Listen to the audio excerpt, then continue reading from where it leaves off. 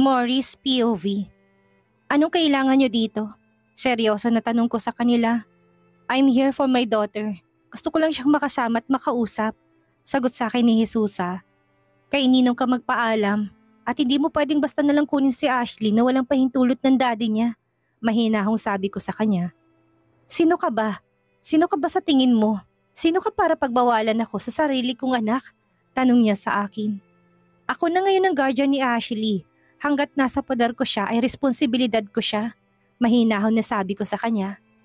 Mori, wala akong gagawin sa anak ko. Kaya hayaan mo ko na iuwi ko siya. Sabi niya sa akin. Ayaw ko po, Ate Mommy. Mahina ng bulong ni Ashley. Na ngayon ay nakakapit na mahigpit sa akin. Umalis ka na lang dahil hindi ko siya ibibigay sa'yo. Mori, hindi mo ko naintindihan dahil hindi ka naman naging ina. Akin ang anak ko. Tumaas na ngayon ang boses niya. No, hindi ko siya ibibigay sa'yo. Kahit paanong gawin mo, sabi ko sa kanya. Gusto mo ba talagang masaktan? Maangas na tanong sa akin ni Joe. Hindi, pero I'm warning you. Baka hindi lang brasong mapilay sa'yo. I hate violence, pero kung ikaw lang naman ay gugustuhin ko na to. Sabi ko sa kanya. Ang tapang mo na para bang kaya mo ko. Sabi niya sa akin. Kaya naman talaga kita, lampa ka lang naman. Tumatawa na sabi ko sa kanya. Shit, ikaw lang ang bukod tangi na ng insulto sa akin. Sabi ni Joe sa akin. Kung ako sa inyo ay aalis na ako at sana wag ka nang bumalik pa dito. Kasi hindi talaga ako magdadalawang isip na gulpihin ka. Sabi ko sa kanya. Joe, umalis na tayo. No ate, hindi tayo aalis na hindi natin kasama si Ashley. Saad pa ni Joe kaya mas lalo kong nasura sa pagmumukha niya. Sweetie, galit ka pa rin ba kay mommy? Ayaw mo ba talagang sumama sa akin? I miss you so much. Miss na kita, sweetie. Please, sumama ka na kay mommy. Umiyak na sambit ni Jesusa. No, hindi ako sasama sa'yo. Bad ka, bad ka. Sigaw ni Ashley. Baby, calm down, sabi ko sa kanya. Ayaw ko po sumama sa kanila. Ayaw ko. Sumigaw na naman siya. Umalis na kayo, sigaw ko sa kanila. Sweetie, sorry. Mahal na mahal ka ni mommy. Babalikan kita. Hindi ako titigil hanggang sa mapatawad mo ko. Sabi ni Jesusa. I hate you! I hate you! Sigaw ni Ashley kaya naman niyakap ko siya. Baby, calm down please. Calm down. Mahinaw na sabi ko sa kanya. Ate Mommy! Umiyak na tawag niya sa akin. Nandito lang ako. Hindi ako aalis sa tabi mo. Nandito lang ako. I will protect you. Sabi ko sa kanya. Ate Mommy! Ate Mommy! Humahagulhol na tawag niya sa akin. Pasok na tayo, wala na sila. Hindi ka nila makukuha hanggat nasa tabi mo ko. Sabi ko sa kanya. Habang akay ko siya papasok sa loob ng kondo ko ay umiiyak pa rin siya. Naawa na ako sa kanya. What happened? Nag-aalala na naman na tanong ni Arco sa anak niya. Pagdating namin ay nasa labas ang ex-wife mo. Gusto niyang kunin ang anak mo. Umiyak si Ashley dahil ayaw niya sumama sa kanila. Sabi ko sa kanya, Sweetie, don't be scared. Hindi namin nahayaan na kunin ka niya. Kahit gawin niya, ako pa rin ang masusunod. Sabi ni Arco sa anak niya. Ate Mommy, I'm sleepy po. Sabi sa akin ni Ashley. Okay, pasok na tayo sa room. Sabi ko sa kanya at sinamahan ko siya. Habang nakahiga siya sa kama, nakatingin siya sa akin. Ate Mommy, thank you po. Thank you po dahil hindi niyo po ako binigay kay Mommy. Natatakot po ko. Ayaw ko po sumama sa kanya. Umiiyak na sabi niya sa akin kaya naman nasasaktan ako. Ramdam na ramdam kong takot niya. Baby, I will always protect you. Nasa tabi mo lang ako. You are not alone. I'm here. Huwag kang matakot kasi hindi ko hayaang mapunta ka sa kanila. Sabi ko sa kanya. She's bad po. She said na sasabihin ko kay dading magpapakamatay po ako. Sabi niya sa akin ay kinagulat ko. Bigla ko na ikuyom ang mga palad ko. Baby, she's crazy. Sinaktan po niya ako dahil ayaw ko siyang sundin. She said that she hates me. Na hindi niya ako mahal at mamahalin lang niya ako kapag bumalik sa kanya si daddy. Sabi niya sa akin habang umiiyak. Hindi ko alam kung anong sasabihin ko sa kanya. Kaya mas pinili ko na yakapin na lang siya. Nasasaktan ako habang sinasabi niya mga ganong salita. Anong klaseng ina ba si Jesusa para idami niyang inosenteng bata? Bakit niya ito ginawa sa anak niya? Wala siyang awa, hindi man lang niya naisip na bata pang anak niya. Hinaplos kong buhok ni Ashley hanggang sa nakatulog na siya. Habang nakatingin ako sa kanya ay umiiyak ako. Alam kong nahihirapan siya at pinipilit lang niya na maging malakas. Gagawin kong lahat para protektahan ka. Sambit ko bago ako lumabas sa silid namin. I'm warning you to stay away from my daughter. Hindi mo magugustuhan ang kaya kong gawin sa'yo, Jesusa. Ipapakulong kita kapag lumapit ka pa sa kanya. Huwag na huwag mo kong susubukan dahil kayang-kaya katang burahin sa mundong ito. Galit na saad ni Arcos habang kausap sa phone niya ang ex-wife niya. Nasaksihan ko kung paano namulang buong mukha ni Arcos sa galit. Alam ko na sa mga binitawan niyang salita hindi na siya nagbibiro. Na kaya niya talagang gawin kapag ginusto niya, lalo na anak niya ang involved.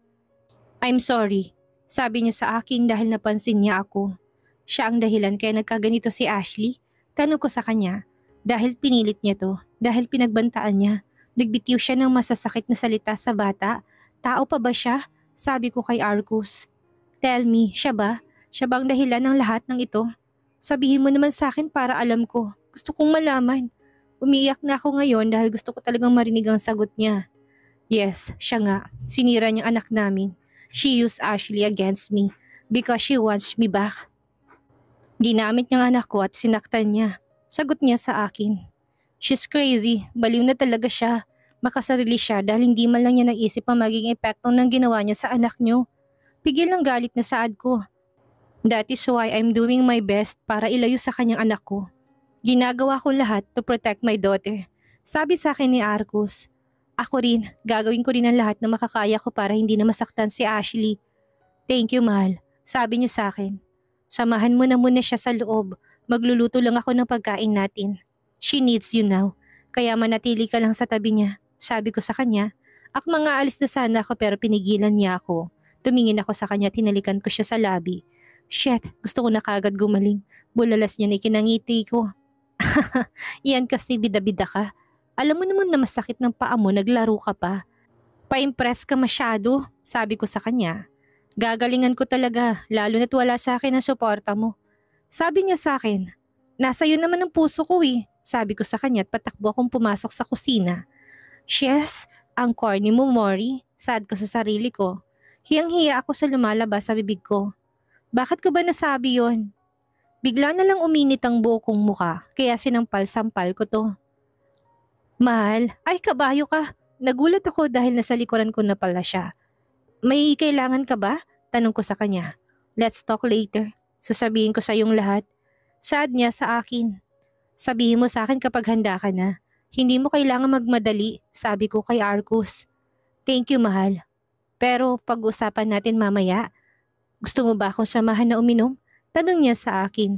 Gusto ko yan, natatawang sagot ko sa kanya. Punta na muna ako kay Ashley. Paalam niya sa akin. Sige, tawagin ko na lang kayo mamaya. Nakangiting sabi ko sa kanya. Lumabas na siya dito sa kusina. Habang nagluluto ako'y nakangiti ako. Nanonood pa ako ng tutorial sa niluluto ko. Sana lang talaga hindi ako mag-fail dito. Ngayon ko pa lang kasi susubukan ng ganitong menu. Tinikman ko naman at okay na siya sa panlasa ko. Naglakad na ako papunta sa room ko. At bumungad sa akin ng mag-amang natutulog. Pumasok na lang ako sa banyo para maligo. Nagbabad ako sa bata pero nagulat ako dahil paika-ikang pumasok si Arcos dito sa banyo. Nagulat rin siya na makita niya ako. Nakalimutan ko kasing ilak ang pinto. Sorry mahal, sabi niya sa akin. Naiihi pala siya. Mabilis naman akong tumayo para alalayan siya. Hindi ko naisip na nakahubad pala ako. Shit, he cursed. Sorry, sabi ko na mapansin kong sarili kong nakahubad ako. Hindi naman ako nahihiya kasi nakita niya na to lahat. I'm sorry mahal. Sabi niya sa akin at mabilis akong kinabig palapit sa kanya. Arcos, nautal na sambit ko. Pwede ba akong sumabay sa'yo? Kung hindi ka injured ay papayag ako. Pero saka na lang natin gawin ang mga nais mo mahal kapag magaling ka na, sabi ko sa kanya. What did you say? Ang alin? Ang sinabi mo? Talaga bang tinawag mo akong mahal? Tanong niya sa akin. Ayaw mo ba? Nakangisi na tanong ko. Of course, gusto ko. Sagot niya sa akin at mabilis akong hinalikan sa labi. I kissed him back pero hindi naman magtagal ang halik namin dahil baka magising pa si Ashley. May saklay na siya ngayon kaya itong ginamit niya. Lumabas na siya at naiwan ako dito sa loob. Naawa naman ako sa kanya pero kasi sobrang pabibo rin niya. Kaya yan tuloy ang napala niya. Siya rin ang nahihirapan ngayon. Pero kagaya ng sabi niya ay ginawa niya yun para sa akin.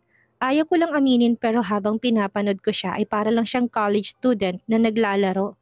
Sa gwapo at kakasigan niya ay hindi mahahalatang 38 years old na siya. Kaya hindi na ako magtataka na maraming fans niya kaysa sa ibang mas bata sa kanya. Kaya rin siguro baliw na baliw sa kanya ang ex-wife niya dahil yummy naman kasi talaga siya. Masaya ako dahil akin siya pero nagsiselos ako kapag naisip ko na maraming naghahangad sa kanya. Hindi ko nga alam kung kami na ba ulit. Bahala na kung ano kami, mahalaga masaya kaming tatlo kasama anak niya. Mabilis kong tinapos ang paliligo ko't lumabas na ako. Gising na ngayon si Ashley. Lumapit naman ako sa kanya para i-check siya. Baby, kamusta ang pakiramdam mo? Tanong ko sa kanya. Okay na po ako at nagugutom na po. Sagot niya sa akin. Kakain na tayo, nakangiting sabi ko sa kanya. Kahit na malaki na siya, binuhat ko pa rin siya palabas sa silid ko. Nagulat pa sa amin si Arcus pero ngumiti lang ako sinabi ko sa kanya na okay lang. Na kaya kong buhatin. Inasikaso ko si Ashley para makakain siya ng maayos. Mommy, kaya ko na po to, sabi niya sa akin kaya nagkatinginan kaming dalawa ni Arcus. Eat ka na baby, nakangiting sabi ko sa kanya. Salamat po sa pagkain, nakangiting sabi niya. Hinayaan lang namin siya, ang mahalagay kumakain siya. Ngayong gabi alam ko na hindi magandang pakiramdam niya. Pagkatapos namin kumain inaantok na naman daw siya. Pinatulog ko siya at hindi ako umalis sa tabi niya. Nang masigurado ko na okay na siya ay lumabas na ako. Anong ginagawa mo? Tanong ko kay Arcos na ngayon ay naguhugas ng mga hugasin. Ako na nga dyan. Pinupwersa mong paa mo. Nainis na sabi ko sa kanya. Kaya ko naman po, sabi niya sa akin. Kaya mo nga kapag mas lumala. Sino bang mas kawawa? Tanong ko sa kanya. Gusto ko lang naman na tumulong sa'yo. Alam ko kasi napagod ka na. Pwede naman kasi nating papuntahin ang isa sa mga katulong sa bahay dito. Sabi niya sa akin. Wag na, magaan lang naman to. Kayang-kaya ko na to. Sabi ko sa kanya. Hindi ko tuloy alam kung deserving ba ako sa'yo. Bigla na lang siyang naging malungkot. Doon ka na lang maghintay sa labas at huwag ka na masyadong mag-isip ng kung ano-ano. Kasi baka tumanda ka kagad. Sabi ko sa kanya. Okay, parang bata siyang sumunod sa utos ko. Hindi ko tuloy maiwasang mapangiti. Ang cute niya talaga kapag inaasar siya sa edad niya. Alam ko naman ang ibig niyang sabihin pero I think deserving naman siya para sa akin. Nag-aalinlangan siya dahil sa edad namin at sa ugnayan na meron kaming dalawa. Pero may magbabago ba? Natikman na namin ng isa't isa tingin ko, mahal rin niya ako. Kasi kung akong tatanungin ay mahal ko siya, mahilig lang talaga akong mag-deny. Naglinis na rin ako dito sa kusina. Paglabas ko sa kusina ay nakahiga siya sa may sofa at tulog na yata. Pumasok na muna ako sa silid ko para mag-toothbrush. Nagsuot lang rin ako ng komportableng pantulog. Masyado nga yata tong sexy pero itong trip ko. Paglabas ko ay nakaupo na siya ngayon. Iinom ba talaga tayo ngayon? Tanong ko sa kanya. Kung gusto mo, sagot niya sa akin. Siyempre gusto ko, mabilis sa sagot ko sa kanya. Okay, pero konti lang baka malasing ka. Sabi niya sa akin. Pumunta ako sa kusina para kumuha ng alak naming dalawa. Nilapag ko sa center table ang mga alak. Umupo ako sa tabi niya. Binigyan ko siya ng alak. Cheers, sabi ko sa kanya. Arcus, kung sakali man na hindi ka pa handang sabihin sa akin ng lahat ay okay lang. Hindi mo kailangang pilitin ang sarili mo, sabi ko sa kanya. I'm ready, sagot niya sa akin. Hindi mo kailangan na. Ang bunga kala ko'y okay lang anak ko sa poder ng ex-wife ko. Ang nasa isipan ko kasi mahal na mahal niyang anak namin. Pero mali pala ako dahil sarili lang niyang iniisip niya. Siya ang dahilan kaya nagbago ugaling ni Ashley. Siya ang dahilan kung bakit natatakot ang anak ko. Pinagbabantaan niya pala to. And worst ay nutusan niya ito na takutin ako. Tinuruan niya si Ashley na sabihin sa akin na kapag hindi ko siya binalikan ay magpapakamatay ang anak namin. Takot ng araw na yon dahil ang bunga kala ko yung totoo. Bulalas niya. Nakatingin ako sa kanya at nakita ko na may pumatak na luha sa mga mata niya pero kaagad rin niya itong pinunasan. Akala ko noon kapag tinago ko sana kung totoong dahilan kung bakit kami naghiwalay ng mommy niya ay magiging okay ang lahat. Pero mali ako kasi sana noon pa lang pinintindi ko na sa kanya kung bakit kami hindi pwede na maging buo ulit. Nilaso ni Jesus ang isipan ng anak ko. Naging suicidal si Ashley. Nung umalis ka, 3 days after nagtangka siyang magpakamatay. Sabi niya ni kinagulat ko. Pero hindi pa niya alam na may relasyon tayo nun. Nagawa niya lang yun dahil sa pangungulit sa kanya ni Jesusa. Sabi niya sa akin. Kaya mas lumala nung malaman niya ang tungkol sa atin. Malungkot na tanong ko sa kanya. Hindi, nagalit siya pero never niyang binanggit sa mommy niya na ikaw ang girlfriend ko. Naniniwala ko na inalagaan siya ni Jesusa pero sinasaktan pala siya. Galit kasi siya sa akin kaya ayaw niya sa bahay tumira. Hindi siya tumatawag sa akin, nalaman ko lang noong pumunta ako doon sa kanila. Ang buong akala ko'y pinapainom ni Jesusa ng gamot ang anak namin. Pero sarili lang niya iniisip niya. Sarili lang ni Jesus ang mahalaga sa kanya. Ginamit niya ang sitwasyon ng anak namin para sana bumalik ako sa kanya. Nilaban ko si Ashley. Palihim na umusad ang kaso at nakuha kong custody. Kaya ginagawa kong lahat para gumaling at maging okay ang anak ko. Doon ko pinaintindi sa kanya ang meron tayo. Nung unay ayaw niya makinig sa akin. Pero sa mga araw na dumaan ay natatanggap niya ng paunti-unti. I'm sorry kung hindi kita napuntahan. Kung hindi ko inayos ang relasyon natin at gumawa pa ako ng dahilan para lumayo ka sa akin. I'm sorry, Mori. Habang pinapakinggan ko siya, hindi na tumigil ang mga luha ko. Iyak ako ng iyak dahil nasasaktan ako. Ibig bang sabihin hindi ka talaga nag-cheat sa akin? Umiiyak na tanong ko sa kanya. I never cheated on you. At bakit ko yun gagawin? Tanong niya sa akin. I hate you. Nainis na sabi ko sa kanya. I'm sorry, mahal. Malambing na sabi niya sa akin na tinilikan ako sa lobby. Pero bakit hindi ka na lang talaga nag-cheat sa akin? Maganda naman ang sekretary mo. Tanong ko sa kanya. Na para bang naghahanap ako ng butas para mag-away kaming dalawa ngayon. Ayaw ko. Jesusa cheated on me. Kaya bakit ko gagawin sa'yo? Sabi niya na ikinagulat ko. Kahit pala gwapo, niloloko rin. Pero bakit gusto niya makipagbalikan sa'yo? Siya naman pala ang nag-cheat. Sabi ko sa kanya dahil hindi ako makapaniwala sa kapal na mukha ni Jesusa. Dahil siguro na-realize niya na mas masarap ako kaysa sa lalaki niya. Natatawang sabi niya na para bang wala lang sa kanya at ginawa pa niyang biro. No comment, sabi ko. Bakit hindi ba ako masarap? Parang batang tanong niya sa akin. Tikim muna ako ng iba para malaman ko. Don't you dare, mahal. Sabi niya sa akin. Iko-compare ko lang sana. Natatawa na sabi ko sa kanya. Wag na, alam mo namang magaling ako. Confident na sabi niya sa akin. Kung magaling ka, bakit kanya pinagpalit sa iba? Wala sa sariling sabi ko. Alam ko na natigilan siya sa sinabi ko. Hindi ko naman talaga sinasadya na sabihin yun sa kanya. Pero itong bibig ko talaga ay walang hiya. Kung ano-ano na lang ang lumalabas. Yeah, you're right. Baka nga hindi talaga. Sorry, hindi ko sinasadya. Nagbibiro lang naman ako. Sorry for being sensitive. I'm really sorry. Sabi ko sa kanya, wala namang mali sa sinabi mo. Tama naman. Mahirap kasi kapag nagsimula kayo sa one-sided love. Sabi niya sa akin. One-sided love. From the start, she didn't like me. She was pretending na gusto rin niya ako kahit nang totoo. Ay hindi naman talaga niya ako gusto. Ako lang naman ang nagmahal sa aming dalawa. Mapait na sabi niya at uminom siya ng alak. Pero bakit ka nagstay sa ganun lahat at alam mo namang hindi ka niya gusto? Tanong ko sa kanya. Dahil gusto kong malaman. Kasi mahal ko. Kasi naniniwala ko na natutunan ng pagmamahal. Ganun kasi ang nangyari sa mommy at daddy ko.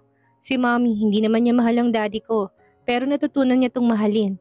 Kaya hanggang ngayon matibay pa rin ang pagmamahala nilang dalawa. Kaya ako umasa rin na magiging ganun ang buhay pag-ibig ko. Tanga ako eh.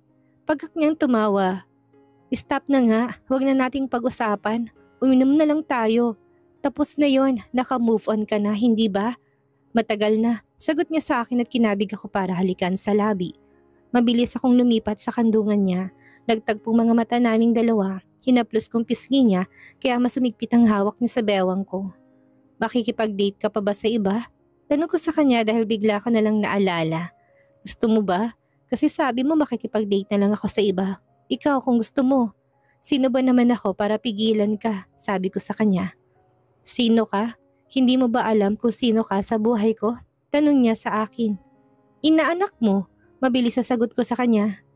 Ikaw ang girlfriend ko. Ang pinaka-special na babae sa buhay ko. Sabi niya sa akin na ikinatulala ko.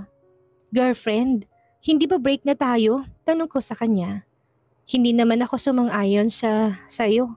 Kaya hindi pa tayo break. Sabi niya sa akin. Napaisip naman ako sa sinabi niya. Hindi nga talaga siya nag-agree sa akin pero dinidedma naman niya ako. So, boyfriend pa rin kita? Tanong ko sa kanya. Of course, boyfriend mo pa rin ako, mahal ko. Natatawa ang sagot niya sa akin. Okay, walang problema. Sabi ko sa kanya. Hindi ka nagalit sa akin? Hindi naman ako galit sa'yo, sagot ko sa kanya. Really? Hindi ka galit sa akin? Hindi naman ako nagalit. Nasaktan lang ako, magkaiba yun, sabi ko sa kanya. Thank you, mahal. Malambing na sabi niya, tinalik-halikan ako. Uminom na tayo, sabi ko sa kanya. May iba akong gusto, bulong niya sa tenga ko. Wala ka talagang pinapalampas kahit pa-injured ka na, sabi ko sa kanya. Hindi mo alam kung paano ako nagtiis. At gamit na gamit ng mga palad ko ng ilang buwan, sabi niya sa akin. Ako naman ang hindi makapaniwala sa narinig ko mula sa kanya. You use your hands? Tanong ko sa kanya. Oo, bakit ang kamay mo? Bakit hindi ko kamay? Kasya naman kamay ng iba. Sabi niya sa akin ay kinatawa ko. You miss me? Nangaakit na tanong ko sa kanya. You have no idea kung gaano katagustong ang kinintuwing nakikita kita. Sagot niya sa akin. Gusto mo bang gumamit ng ibang kamay ngayon? Kagatlabi na tanong ko sa kanya. Oo naman, lalo na kung kamay mo. Nakangising sabi niya. Hindi lang kamay ang kaya kong i-offer sa'yo. Nakangising sabi ko sa kanya. Lasing ka na yata, mahal, sabi niya sa akin. Ako, lasing? Hindi ako mabilis na malasing, tumatawang sagot ko sa kanya. Lasing ka na nga, sabi niya sa akin. Lasing na ba ako? Tanong ko rin sa sarili ko. Narinig naman namin na tumawa siya. Kitang-kita sa gwapo niyang mukha na tuwang-tuwa siya sa akin. Sobrang tuwang-tuwa siya na para bang ayaw na niyang tumigil sa kakatawa. Mabilis ko naman siyang hinilikan para tumigil siya. Habang hinahalikan ko siya ay nakapikit ako hanggang sa naging agresibo ng galaw ng labi namin hanggang sa naging madilim na ang buong paligid. Napabalikwas ako ng bangon dahil nandito na ako sa kama namin. Nasa tabi ko si Arcus at Ashley na mahimbing na natutulog. Pilit kong inaalalang nangyari kagabi at napatampal ako sa noo ko dahil tinulugan ko pala si Arcus. Dahan-dahan akong bumangon dahil magluluto pa ako ng almusal namin. May pasok pa si Ashley sa school at ihahatid ko pa siya mamaya. Mas okay yata na motor na lang ang gamitin tuwing pupunta at kotse kapag pauwi.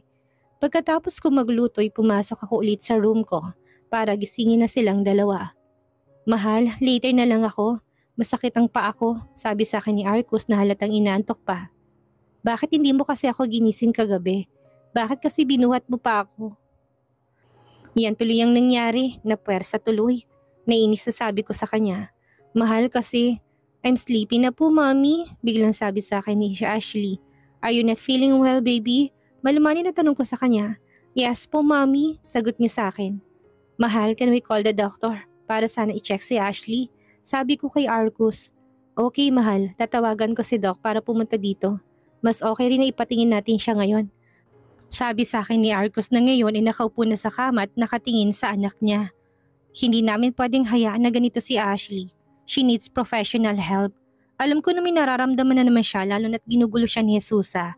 Hindi ito simpleng problema lang dahil kailangan na itong agapan agad bago pa tuluyang lumala. At alam ko na makakaya itong lagpasan ni Ashley. Naniniwala ako na kaya niya at hindi namin siya pababayaan. Baby, ako nang magiging mommy mo simula ngayon, sabi ko sa kanya. Nakita kong pagpatak ng luha niya at mabilis niya akong niyakap. Huwag niyo po akong iwan kasi natatakot po ako. Natatakot po ako na mag-isa. Hindi ko po kaya, sabi niya sa akin. Hindi ako aalis sa tabi mo, hindi kita iiwan. Malumanay na sabi ko habang hinaplos ko ang buhok niya. Ano kayang gagawin ni Mori para mailayo at mapanatiling ligtas si Ashley sa kamay ng sarili nitong ina? Ano ang gagawin ni Jesusa para mabawi ang anak niya kay Mori? Yan ang ating aalamin sa susunod nating kabanata.